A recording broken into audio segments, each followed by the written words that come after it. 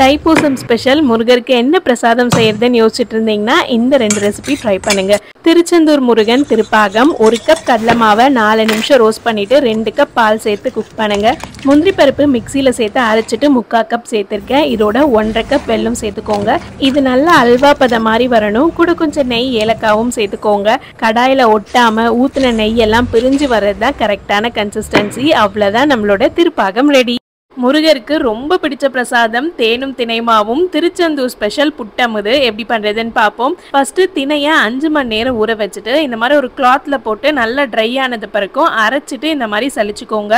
Low flame வச்சு 5 நிமிஷம் roast பண்ணிடலாம். இப்போ நல்லா கொதிக்கிற தண்ணியில கலருக்காக கொஞ்சம் மஞ்சப்பொடி போட்டுட்டு இதோட உப்பும் சேர்த்து கொஞ்சம் கொஞ்சமா பிசையணும். நீங்க அழுத்தி பார்த்தீங்கன்னா உடையணும், ஆனா உங்களால பிடிக்க வரணும். அந்த ஸ்டேட் வந்த உடனே இட்லி துணியில கட்டி கரெக்டா 10 நிமிஷம் ஸ்டீம் பண்ணிடுங்க. இந்த மாதிரி நூல் நூலா வந்தா கரெக்டா வெந்திருக்குன்னு அர்த்தம். சூடா இருக்கும் போதே தேங்காய், நாட்டு சக்கரை, ஏலக்காய், நெய்ல வறுத்த முந்திரி, மறக்காம தேன் சேர்த்துக்கோங்க. அமிர்தமா இருக்கும். ட்ரை பண்ணிட்டு சொல்லுங்க.